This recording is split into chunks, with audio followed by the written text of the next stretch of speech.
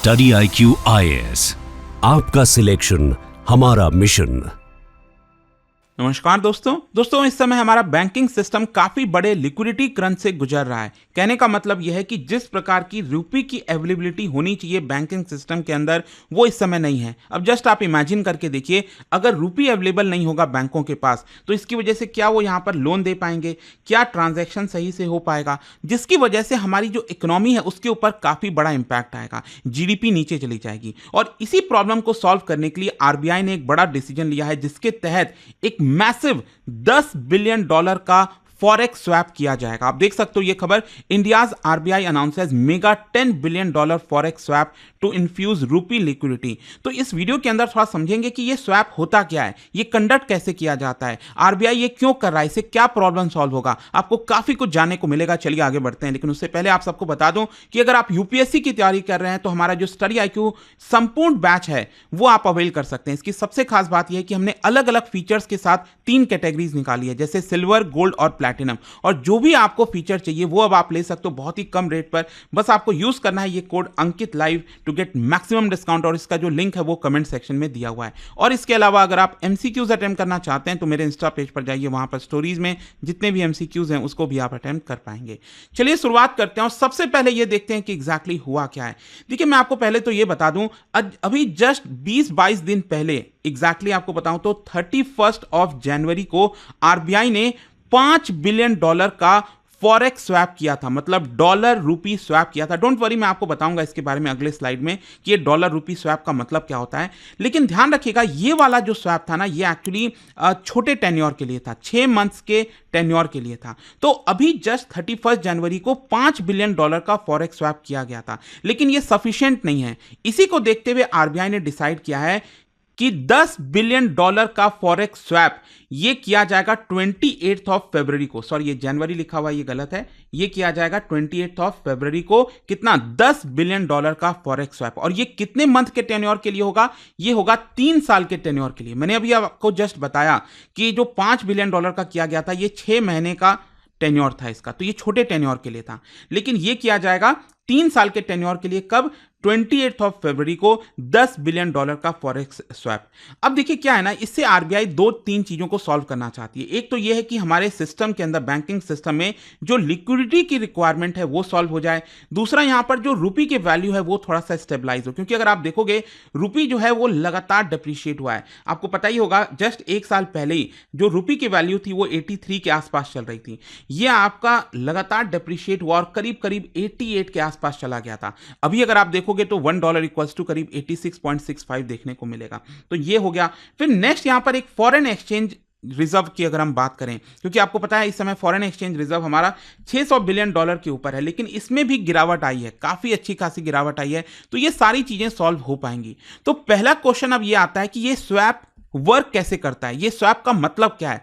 देखो, स्वैप का सिंपल अर्थ ये हुआ कि जो आरबीआई है, रिजर्व बैंक ऑफ इंडिया, वो फॉरेन एक्सचेंज का बाइंग एंड सेलिंग करेगी। जैसे कि आपको पता ही होगा फॉरेक्स रिजर्व है आरबीआई के पास, जिसमें डॉलर्स वगैरह पड़े रहते हैं। उसी प्रकार से हमारा जो बैंक्स हैं, हमारे देश के अंदर जो बैंक्स हैं, जैसे आईसीआईसीआई, एसबीआई, ये जितने भी बैंक्स अगर आप देखोगे ना, तो इनके पास भी बहुत सारा डॉलर पड़ा हुआ है। कैसे? जैसे क्या होता है कि मान लो अगर बाहर से कोई भी डॉलर भारत के अंदर आ रहा है और वो लोग क्या करते हैं, उसको रुपये में कन्वर्ट करते हैं, तो हमारी बैंक्स क्या करती हैं, वो रुपये उसको दे देती हैं और डॉलर अपने पास रख लेती हैं, राइट। तो ये डॉलर हमारे बैंकों के पास काफी सारा पड़ा हुआ है, लेकिन जरूरत किस चीज की है? इस समय हमारे बैंकों को जरूरत है रुपये की, ठीक है। रुपये उनके पास नहीं है, तो आरबीआई यहां पर क्या करेगी, ये जो डॉलर है बैंकों के पास वो कुछ समय के लिए, कितने समय के लिए, जैसे कि मैंने अभी आपको बताया कि 3 साल के पीरियड के लिए ये $10 बिलियन का स्वैप लाया जा रहा है। मतलब 3 साल के लिए आरबीआई क्या करेगी, ये डॉलर बैंक से खरीद लेगी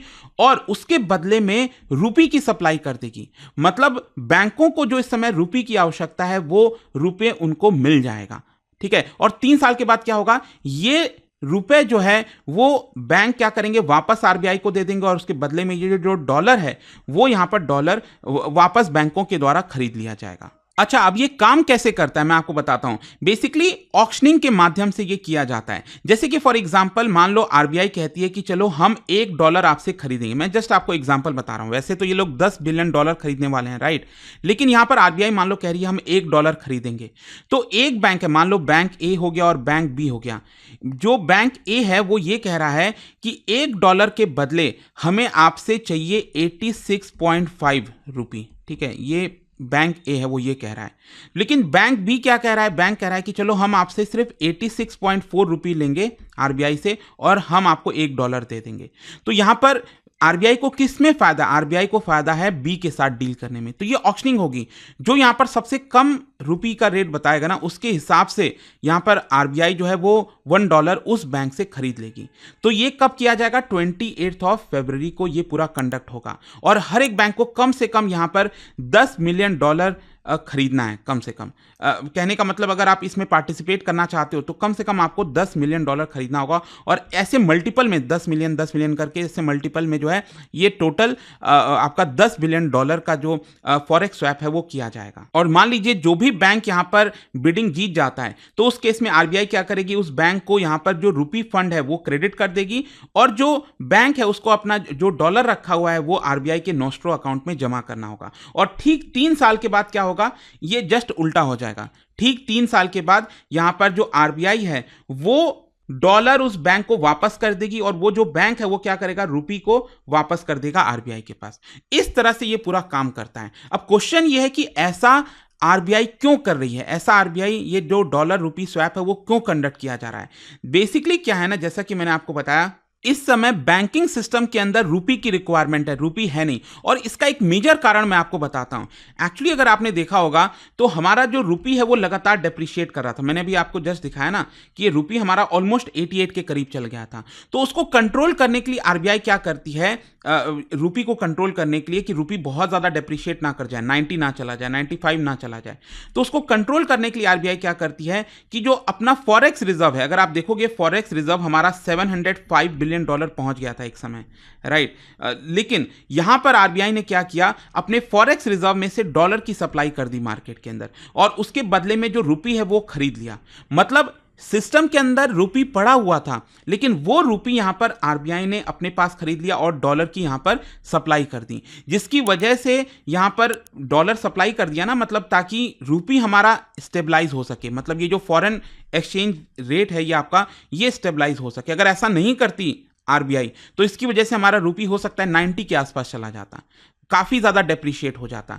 तो एक तरह से आरबीआई का जो फॉरेक्स रिजर्व है आप देखोगे ध्यान से तो ये $700 बिलियन पहुंच गया था, ये घटकर अब पहुंच गया है लगभग $630 बिलियन के आसपास। मतलब लगातार ये तेजी से नीचे भी गिरा है, आपको ये समझना है। ऑल्दो ये फॉरेक्स रिजर्व बढ़ रहा था लेकिन पिछले कुछ महीनों में ये गिरा। इसका मेन कारण है कि जो रुपी है वो आपका डेप्रिशिएट हो रहा था। अब चाहे वो बहुत सारे कारण हो उसके पीछे, जैसे डोनाल्ड ट्रंप का आना हो गया, डॉलर स्ट्रांग होता जा रहा है, राइट? लेकिन इसका उल्टा असर यही हुआ कि हमारे इकोनॉमी के अंदर जो रुपी था उसकी कमी होना स्टार्ट हो गई। तो इसी को सॉल्व करने के लिए वापस से अब आरबीआई क्या कर रही है? डॉलर और रुपी का स्वैप कर रही है एक प्रकार से।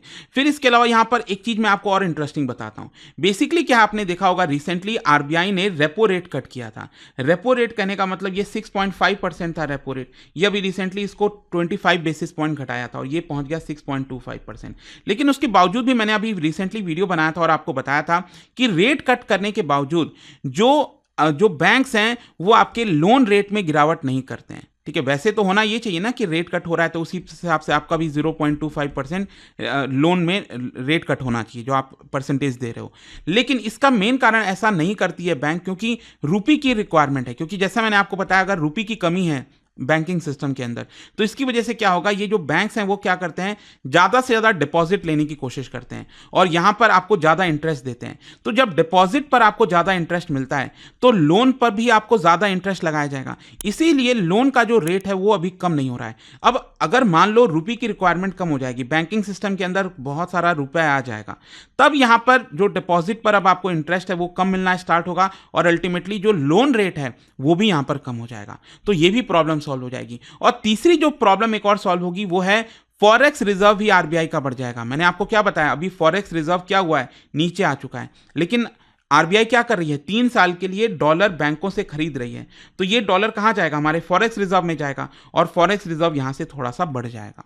तो ये कुछ प्रॉब्लम जो है वो सॉल्व हो जाएंगे। अब क्वेश्चन यहां पर यह भी आता है कि हमारे बैंकिंग सिस्टम के अंदर ये जो लिक्विडिटी की प्रॉब्लम है वो कितना सीरियस है। मैं आपको बताता हूं, जनवरी 2025 में पिछले 10 साल में अगर आप देखोगे सबसे बड़ा लिक्विडिटी क्रंच देखने को मिला था। जैसे आप देख सकते हो यहां पर बताया जा रहा है कि पिछले 15 साल में 23 जनवरी को जो लिक्विडिटी की डेफिसिट थी, लिक्विडिटी डेफिसिट मतलब रुपये की कमी थी ना हमारे बैंकिंग सिस्टम में, ये पहुंच गया था 3.15 lakh crore, which is huge. 3 lakh crore से ज्यादा का डेफिसिट था। आप सोच के देखिए हमारे बैंकिंग सिस्टम में, जो कि थोड़ा बहुत प्रॉब्लम सॉल्व किया गया आरबीआई के द्वारा, लेकिन अभी फरवरी 20 तक आते आते अभी भी 1.7 लाख करोड़ का लिक्विडिटी शॉर्टफॉल है, मतलब इसकी कमी है। और आप सोच के देखिए अभी $10 बिलियन का लिक्विडिटी अगर स्वैप कर रही है आरबीआई, तो इसकी वजह से $10 बिलियन का मतलब कितना हो गया, ये आई थिंक हो जाएगा 80, अभी जो भी एक्सचेंज रेट चल रहा है 86,000 करोड़ के आसपास, राइट। तो ये आपका हमारे सिस्टम के अंदर आ जाएगा इतना सारा रुपए। तो आप समझ रहे हो कि ये लिक्विडिटी जो क्रंच है वो भी यहां पर सॉल्व हो पाएगी। और अभी तक अगर आप देखोगे तो आरबीआई ने बहुत सारी चीजें की हैं, जैसे कि ओपन मार्केट ऑपरेशंस वगैरह आप सुनते होंगे, जिसमें आरबीआई क्या करती है, जो बॉन्ड्स हैं, गवर्नमेंट बॉन्ड्स हैं, उसको खरीद लेती है, उसके बदले में रुपये की सप्लाई कर देती है मार्केट में। इस तरह के कई सारे मेजर्स अभी तक आरबीआई के द्वारा ऑलरेडी लिए जा चुके हैं। तो ये पूरा वीडियो था दोस्तों regarding the $10 billion buy sell swap, that is forex swap. और जाने से पहले आप सबके लिए एक इंटरेस्टिंग क्वेश्चन, क्या बता सकते हो डिमांड पुल इन्फ्लेशन को कंट्रोल करने के लिए आरबीआई इनमें से कौन सा मेजर्स लेती है? इन 4 में से आपको बताना है। और इसका जो राइट आंसर है आप सब जानते हैं, मेरे इंस्टाग्राम पर तो मिलेगा ही, वहां पर अगर आप नहीं, कोई बात नहीं, टेलीग्राम से ले सकते हैं इसका सही उत्तर। मैं कई सारे जो एमसीक्यूज हैं वो यहाँ पर स्टोरीज में डालता रहता हूँ। अगर आपको पीडीएफ है तो टेलीग्राम पर आइए, अलग अलग सोशल मीडिया पर आप जुड़ पाओगे। और जैसा मैंने आपको बताया, अगर आप यूपीएससी की तैयारी कर रहे हैं, कोई भी बैच चाहते हैं, you can just use this code Ankit live to get maximum discount. And I hope की वीडियो आपको पसंद आया होगा। मिलता हूं आपसे next time. Till then thank you very much, see you soon. दोस्तों, यूपीएससी एस्पिरेंट्स हो या बनने वाले हो, मेरे पास है आपके लिए एक game changing opportunity, study IQ का नया संपूर्ण बैच। सोचिए, एक कॉम्प्रिहेंसिव प्रोग्राम जिसमें मिलेगा सब कुछ, टॉप एजुकेटर्स के साथ 1000+ आवर्स की लाइव क्लासेस, पर्सनलाइज्ड मेंटरशिप और हैंड रिटन नोट से लेकर पीआरपी, एमआरपी जैसे इंटेंसिव प्रोग्राम्स तक। और बात स्कॉलरशिप्स की करें तो प्रीलिम्स क्लियर करो, पूरा फीस रिफंड पाओ। टॉप परफॉर्मर्स के लिए हर मंथ 11,000 रुपीज का कैश रिवॉर्ड। सिल्वर, गोल्ड या platinum, choose the plan that fits your needs. X secretary Anil Swarup जी खुद गाइड करेंगे आपको इस जर्नी में।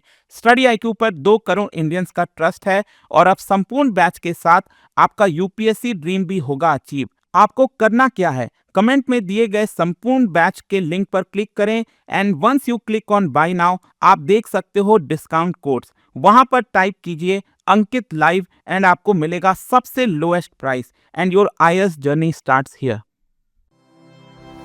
स्टडी IQ IAS, आपका सिलेक्शन हमारा मिशन।